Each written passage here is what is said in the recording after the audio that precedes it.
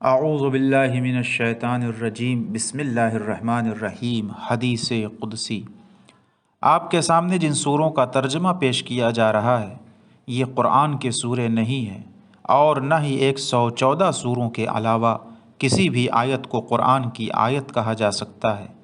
یہ توریت کے سورے ہیں جن میں حضرت موسیٰ سے گفتگو کی گئی اور ان باتوں کو حضرت علی علیہ السلام نے اپنی زبان میں پیش کیا ہے۔ 32واں سورہ۔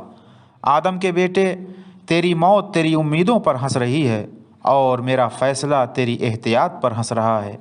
میری تقدیر تیری تدبیر پر مسکرا رہی ہے اور میری تقسیم تیری لالچ پر ہنس رہی ہے۔ تیری روزی نپی تلی جانی پہچانی لکھی ہوئی اور بچی ہوئی ہے، اس لیے اپنے نیک عمل کے ذریعے موت کا استقبال کر اس سے پہلے کہ وقت نکل جائے۔ تمہارا رزق کوئی دوسرا نہیں کھا سکتا۔ میں نے دنیا کی زندگی میں سب کی روزی تقسیم کر دی ہے۔ آدم کے بیٹے، دنیا میرے دوستوں کے لیے کڑوی ہے لیکن میرے دوست میری ملاقات کی چاہت رکھتے ہیں، اور دنیا میرے دشمنوں کے لیے میٹھی ہے لیکن وہ مجھ سے ملاقات کو پسند نہیں کرتے۔ موت بہرحال آنے والی ہے، چاہے تمہیں ناپسند ہو۔ حکم خدا پر صبر کرو کہ ایک دن قبر سے باہر نکالا جائے گا۔